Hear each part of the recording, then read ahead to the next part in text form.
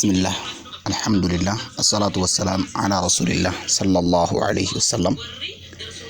وبليون كينيا جالتمو في كبجمو كننا فان كان دغيسن هندم كيسن بغربين ساعتي كانان اسنجين اسنين جچو برباد اكما مسدوري رتي اغرتنو واقفتان زبنا دغمان اورومو دمو اورومو ميتي واقفتان زبنا جدي ونن زبنا جچيتون مو قيدف وان كيستي فداناتو بيكا سنافي maal jedhu ilma namaa kana kan uume waaqaa miti, waaqni ilma namaa hin uumne jedha. Akkuma viidiyoo ammaa irraa ilaaltanii kaatan namtichi Dr. Gammachuu maal jettaniin doktorummaan sammuun akkasittiin baratee doktorummaa argate jedhamu kun sun gaaffii namatti ta'a. Ilmi namaa kun barate moo hin baranne waan nama jechisiisa. Maaliif dhufiinsa ilma namaa namni hin beekne osoo akka saayintistoota bara ilmi namaa jaljeessaadhaa dhufe jedhee illee bareedaadhaa barsila. Sarrakkoon qabu keezii isaa jala deemneetiyyuu sababa isaa baasna waan ta'eedhaaf homo saapiyaansii homo maalii san rakkoon osoo akkas jedhee silaa bareeddu garuu waaqni hin uumne bishaan keessaayyuu ol ba'ee santuyyuu nama ta'ee horii je'eenii eessaa namaa fudhatama kun jechi tokko kana. Ammas waaqeffataa warra ofiin jeen waazabana kana maanguddoo gara Harargee lixaa kanatti argamu Dagalee Abdiisaa kan jedhamuu fi kan waaqeffattoota warra Daaroo Labuusan ni beektan yeroo darbe maal jedhaa turani nuti Oromoon ilma namaa osoo hin taane ilmaan seexanaati jedhaa turan.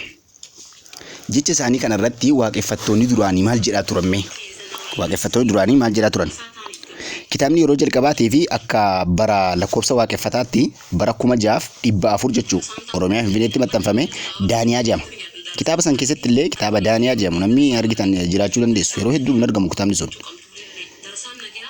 Yayyaba isaa keessatti maaltu jira? Oromoon waaqa tokkicha waaqessa, waaqa uumaa hundaa kan jedhu tocha keessa jira. Akkasuma barreeffama kitaaba dhiyeenyaa kana yookaan weebsaayitii kiriit ta'e san irratti namni seen argachuu danda'a. Waaqeffannaa beektuu laata kan jedhu keessatti qabxii lammaffaa irratti maal jedhee dubbata? Yayyaba waaqeffannaa jedha. Waaqeffannaan amantii dhugeeffannaa uummata Oromoo kan durii fi ganamaatii jedha.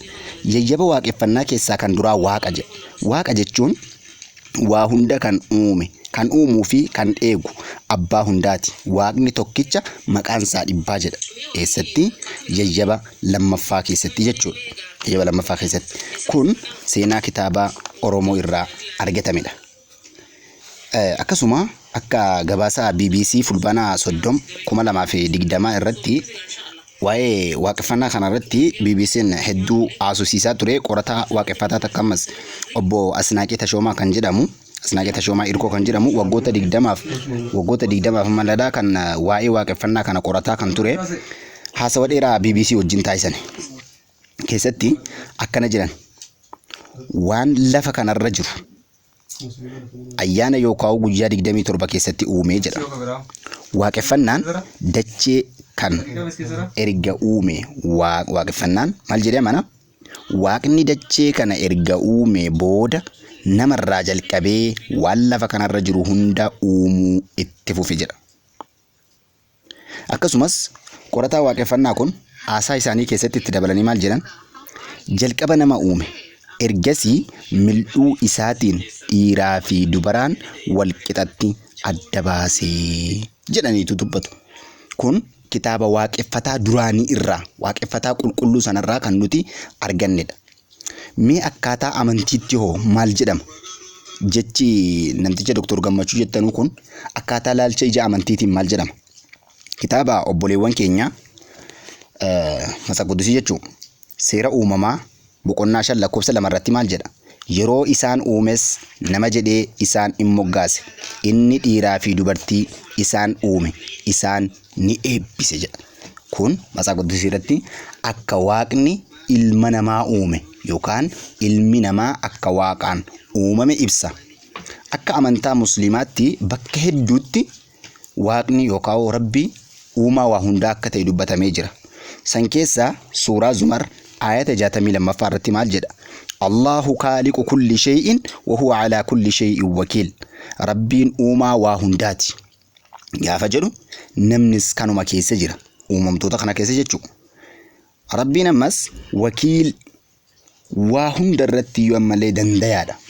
Waa hundarrattuu dandayaadha. Waalaa kulli shay'in qadiir. Inni waa hundarrattuu dandayaadha. Sagantaa kana qopheessuu irratti wanni na dirqamsiise yeroo darbee yeroonii fi ummattoonni waaqeffataa ofiin jedhan kun namoota hedduutu mul'ataa ture fuula FB kiyyaa irratti barreeffama dheeraa takka gara kutaa 3 moo 4 barreesseetiin ture. Waa'ee maalii kan jedhu waaqeffattoonni kun dhugumaan Oromoodhaaf quuqamaa turanii kan jedhudha. Kanarratti wanni uummata kan keenya hubachiisuu barbaadu wanni sagantaa kana itti yaadee qopheesseef uummanni waaqeffataa ofiin jedhan kun Oromoo miti. Inumaa sanirra darbee an akka kiyyatti namni guddi kun gaafa qorannoo akkanaa geggeessee jedhu gosti isaa shanyiin isaa soo qoratamee jedhee akkuma dhugaadhaan jedhan seexana san ta'uun oolan. Seexana ta'uun oolan malee Oromoon waaqaan na uume jee itti amana. Ani Oromoodha. Amantaan kiyya Musliim. Rabbiin na uume jeetiin itti amana.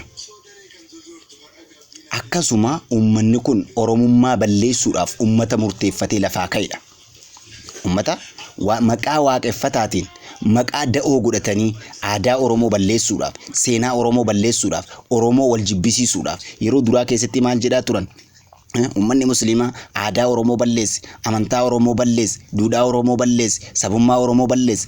Kan hiddaan qotee buqqaasee balleessuutti jiru seenaa Oromootii fi aadaa Oromoo warra maqaa waaqeffataatiin deemutti jiru kanadha. Uummanni eebba eebbisuu hin beekne, eebba abbaa gadaa hin beekne, sirna gadaa hin beekne, walirkaa fuudhiinsa ulee kan hin beekne, sirna siinqee kan hin beekne, sirna bokkuu kan hin beekne, kan takkittii kan hin beekne waaqeffannaa maalii je'eetiyyuu of waamuu danda'a.